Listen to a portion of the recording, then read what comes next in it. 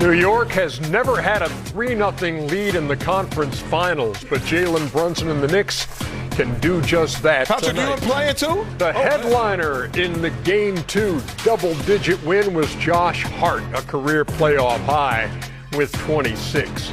Now Donovan Mitchell and the Cavs head home, where they're 6-1 in these playoffs.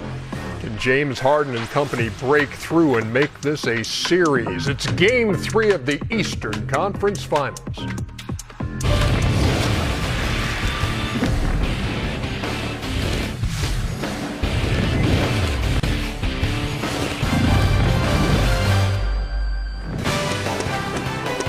Good Saturday evening, y'all. Welcome to NBA Tip-Off, presented by AT&T here on ESPN. Game 3 is a half hour away, and you'll see it on ABC. We're in Studio J in Atlanta. Ernie Johnson with Charles, with Kenny, and with Draymond Green. Special guest. Yeah. What's going on, fellas? He's sitting in for Shaquille O'Neal tonight. It's another graduation for Shaq, but this Shaq's got a time lot of not kids. his own. Oh, yeah. okay. Yeah, this time it's for Shakir, his son, out at Sacramento State. Shakir, congratulations, my man. Yes, sir. And the big fella will be back Tell you what, for. if he goes to every kid graduation, he could miss the entire playoffs. Got a lot of kids. He'll be back for the post-game show inside the NBA later tonight. I'm just running right past that. We'll see show. you at Game 7 of the finals, Shaq. Or 2028. Yeah. You might see him in 2028. You know what's great? I love it when a guest comes in to be on the show and brings his own video. Really? Yeah. Oh, he got video? Yeah. Draymond brought this in. They've beaten you 5 straight over 3 seasons. Running clock. Draymond down the lane to dunk it down! Exclamation point! And he went night-night himself! He's doing the night-night all the way down the floor. Carries it with him wherever he goes, right? Absolutely. Those were nice uniforms. But I like those uniforms. Yeah, those I are old like city throwbacks. Yeah. Chuck, you was never dunking like that. What? Dunking like that. Oh, you tripping now. Now you tripping. Hey, which one was the Hey, wait. You were dumping like that. Like your tip of the league when you were like on the decline. Hey, like in Houston? Hey, what is, which one was that? That was the first championship. First one? Yeah. Hey, first of many. You want to talk Knicks and Cavs? Yes, sir. You want some numbers? Pay attention to these numbers. Here you go again. 123 times in playoff history, a team has won the first 2 games of a best-of-7 by double digits. You follow? 114 times they've gone on to win the series, which means only 9 times has a team beaten those long odds, and 3 times it was Cleveland. Most recently last Sunday when the Cavs took Game 7 of the conference semis in Detroit. Now, can Cleveland break through in Game 3 of this series? Much will depend on getting their bigs more involved. Second half, you guys kind of got away from Mobley. Your perspective on how that amounted?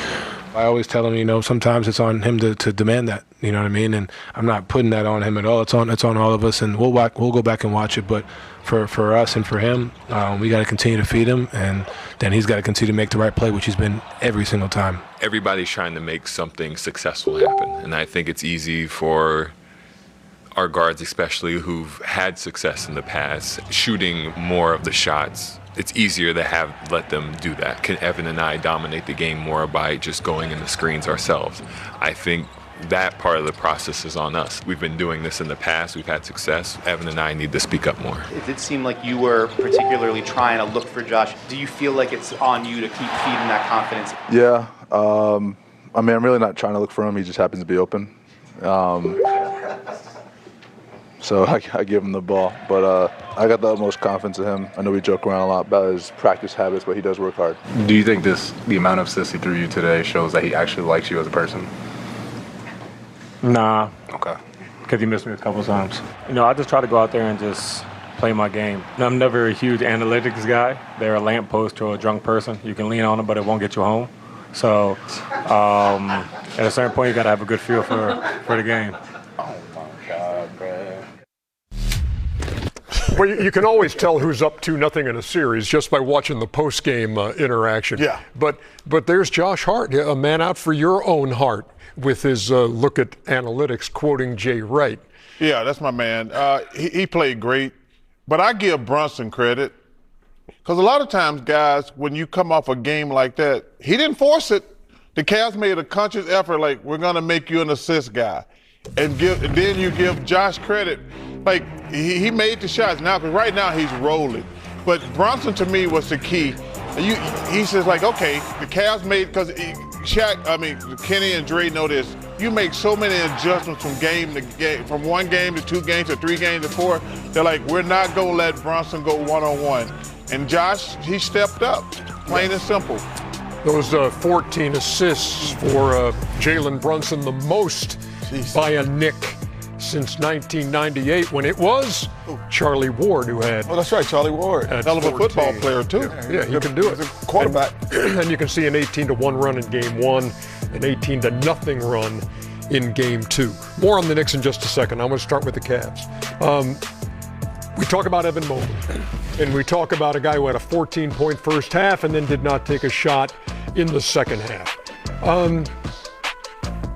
Is that on him? Is that on his teammates? Because we pulled some clips of him in the second half. So take a gander at it, Draymond, and tell me, is it his teammates' fault? Is it his fault? I think it's his fault. When you get to the second half, that 18-0 run, 18-1 run, that's not a mistake. New York turns up the physicality. And when they turn up the physicality, Evan Mobley seems to fade. And so if he's not going to play with a higher sense of physicality, you duck in, you backing up, you don't really want that ball. You're not really making yourself a target right there. So as the physicality goes up, he's fading right now. If he wants to be as dominant as he can be, he has to match their level of physicality or exceed it. And that's not where he excels. See, number one, Jay, that was really good, because that's why I think Jarrett Allen is the key. As good a player as Mobley is, he don't want physicality. And I'm going to disagree with Dre, too. That's both of their damn fault. Like, the coach has to say, Mobley's killing them. And first of all, before the game, he should say, we got 2 advantages, Mobley and Jarrett Allen. They can't match up with either one of those guys. We need to get those guys established, because when you get them established, it bleeds into other parts of their game. They rebound, they run the floor, they play defense. But Dre's point is well taken. To me, I keep saying the same thing. Kenny loves Mobley, and I like Mobley. But this guy right here, to me, is the key to the Cavs, because he can handle the physicality. Mobley is a outside, inside player. Jarrett Allen can do both of those. So if those 2 guys don't dominate, we're going on vacation Monday, Tuesday, because the Cavs going to get swept. Well, but you're not saying Jarrett Allen could be an outside guy, too. No, he's the only one to put Dre's point. Yeah. He can be the physical guy. To me, Mobley has to be, he can spread the floor, because they got Anunoby can't guard Jarrett Allen. Because, they put Cat on Mobley, so that leaves Anunoby on Jarrett Allen. That's why I think he should be the one dominating. I disagree in this part. I don't even know if it's the coach's fault or Allen's fault. I guess I'm a 90s basketball baby. If I'm running the show, I'm going to be aware of who's in the penalty. I'm going to be aware of time and score. And I'm going to be aware of who hasn't touched the ball if I'm bringing it up and setting out offense. So I would never go 7 possessions and say Dream didn't touch the ball. Or 6 possessions ago, Drexler didn't touch the ball. And that's just as a person who's running the team.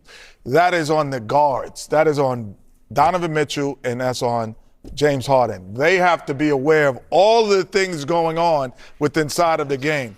Draymond, you're the point forward for the Golden State Warriors. And I'm going to say in your championship years, if Clay did not get 6 to 7 shots in possessions, would you be looking for him? I will, for sure. 100. That's the end of the question. It doesn't matter. Mobley is a person who has to eat from someone else setting the table. He cannot bring it up. He cannot He has to eat from someone else. That someone else is that guy and Donovan Mitchell. I agree with you to a certain extent, except they took over that series. Everyone said, oh, man, when they got blew out by 20 to the Hawks, they got mad. They started playing. That's not what happened. What happened is they start playing through, not to the Hawks. When they start playing through Evan Mobley against the Pistons, everything changed that series. Because what's happened James Harden's whole career and what's happened Donovan Mitchell's whole career is I actually think their coaches rely on them too much. And so they leave them in front of the defense trying to break everyone down. And that does not work at the highest level. And so what's happened, they start going to Evan Mobley. They ran their entire offense through the Pistons those last 5 games through Evan Mobley, and the game changed. That's what I'm saying with basketball IQ. We have an advantage. I'm running the show from the guards. We have to make sure that our advantage is touching the basketball. We're great scorers, but we have to make sure that we have our advantage. But that's the point. When they were doing that in game one, they had a 20-point lead. Then they started going one-on-one and got stagnant, and the defense suffered. Because what happens is if they get the ball to Mobley and Allen, that's going to free Strus up. That's going to free Merrill up. It's going to free Donovan and James up. And that's what they were doing perfect in game one. Then the last 6-8 minutes of that game, James and Donovan started going one-on-one. Everybody was standing around. Then Brunson he turned on the Brunson burner, and the rest is history. Is my tie straight? Jay Harris said my tie's not straight. Why are you reading text? Jay Harris from ESPN. Oh. Yeah. When did he say that? On my text chain. Why don't you quit reading text while we're trying to work here, man? We can't all talk at the same time, Jay. I think it's just a pattern. That's why you were. It's an illusion. That's why you were not paying attention to the Josh Hart soundbite about analytics. Yeah, because my tie's more important than analytics. You know I hate analytics, Ernie. Your tie's straight, your neck is crooked. Yeah. Let me ask you about the Knicks. Conference finals, they've lost 5 straight game 3s on the road. Mm-hmm. How do they win tonight? And from what you've seen, since the Atlanta series, anybody playing better than the New York Knicks? There's no one playing better than the New York Knicks. They've been consistently good on both sides of the basketball. They're really connecting the game. They're using their defense to fuel their offense. And in turn, it's just not, we're just talking about Donovan Mitchell and James Harden. Because they're using their defense to fuel their offense, it's not just Jalen Brunson standing there in front of a defense. They're out in transition. Then when Jalen Brunson needs to make the play, they double team, he hit the open guy, and they're capitalizing. But there's no team playing better than the New York Knicks right now for the last month. But this game tonight has nothing to do with the Knicks. This is all about the Cavs. Like, when you are down 2-0 and come back home, it is a must win. The Cavs got to play with energy, desperation. They got to get their crowd in the game. The Knicks can play well, but this is all about the Cavs because you know as a player you cannot go down 3-0 or it's a wrap. So the Knicks' last loss was exactly 1 month ago. Haven't lost since. They have won 9 straight. With this butt kicking tonight. By you think the Cavs gonna win tonight? The Cavs winning tonight. You think so? Yes. Hey, he texts, Al-Alavi texts, guaranteed, AA. Man, y'all got to start dropping things again. The look on your face like you thought something was coming out the field. A nightly occurrence here on our show is this date in NBA history. We're going back 50 years. Oh, my goodness. 50 years. Who was doing the show with you? 50 years ago. It's so funny. George and Draymond, I thought you were funny in the roast. Back then, I used to be. You were funny in the roast. This guy's now roasting people. I beat George Mike into the board, as a matter of fact. That's hilarious. Here's Scoop D'Agostino. Oh, my God. Mr. and Mrs. North and South America and all the ships at sea, let's go to press. May 23rd, 1976. Dave Cowens, not too shabby for a cabbie. A year before his one-night career as a beat-town taxi driver, Dave Cowens was driving circles around the Phoenix Suns defense in Game 1 of the 1976 NBA Finals. It was there that the not-so-big big man gave the Boston Celtics a real lift, logging the 12th triple-double in NBA Finals history with 25 points, 21 boards, and 10 dimes. The uber-energetic Cowens averaged 20 and 16 for the series, standard fare for the 8-time All-Star, as Boston claimed its 13th banner with a 4-2 series victory. You know, Years later, Ernie was inspired by Cowens to start his own cab service. He was asked to turn in his keys that same day. Dave Cowens, however, driving opponents crazy as the bus driver on the '76 Celtics. As always, we're giving you the scoops on hoops right here on Great Moments in Playoff History. Did you know that story about Dave Cowens? Driving a cab one night in Boston?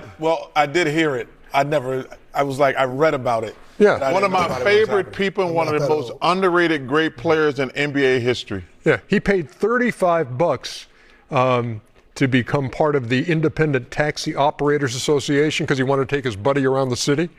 And any fares he picked up, he could keep. How long ago was that? This is mid-'70s. Would you say? My mom. Think about this. '68. I'm not saying that because doesn't Draymond play similar to Dave Cowens than way he played in terms of intensity and defensive and being undersized? Did you say he averaged 20 and 16 in the playoffs? Okay. I'm not trying to do anything. I said in terms of the intensity being undersized and defending, you guys play very similar. You play just look up the Dave Cowan hustle. It's in black and white, right?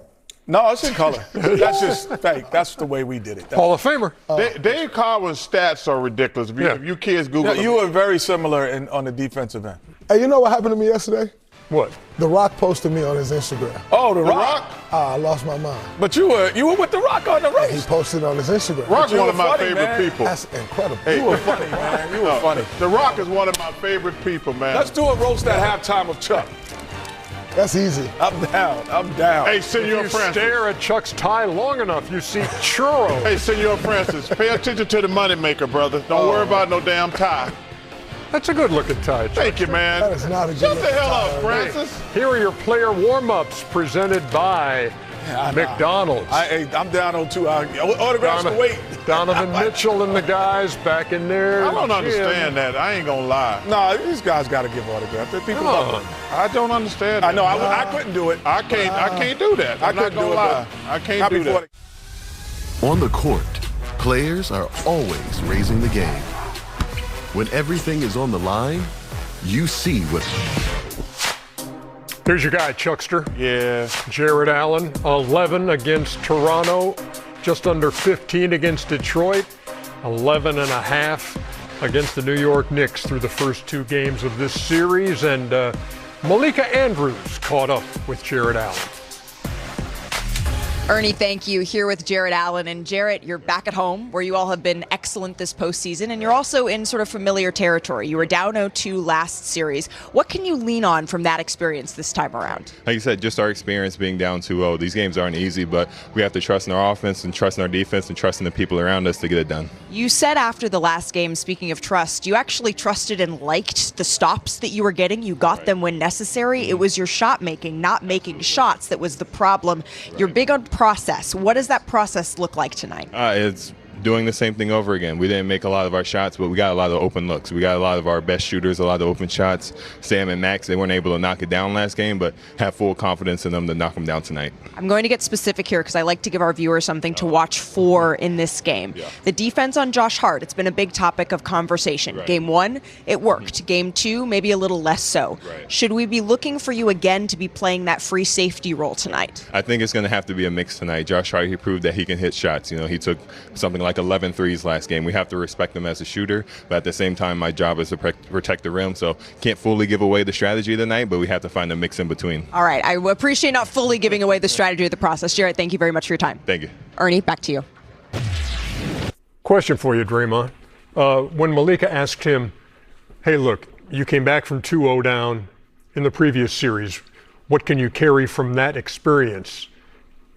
Is there carryover? Is there something you can rely on at this point in this series? No, because the Knicks are more physical than them. And if you can't change that, I don't care what experience you had before. If I'm just more physical than you, I'm out rebounding you, I'm pushing you around.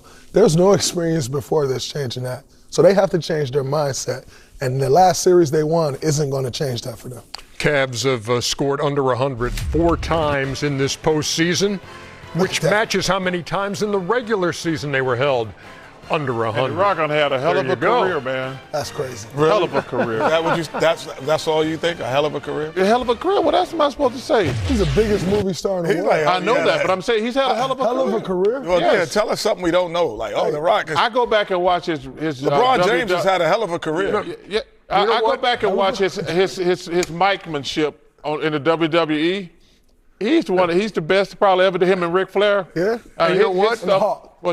You know who else has an encounter, and I'm sure it's too late to grab the video. Remember when Underdog was thrown into a pool by The Rock when he was doing a live shot with us.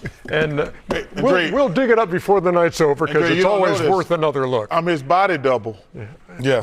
Underdogs. No. When we come back, we'll get you to Cleveland for Game 3, the Knicks and the Cavs on ABC. The Chuck roast continues.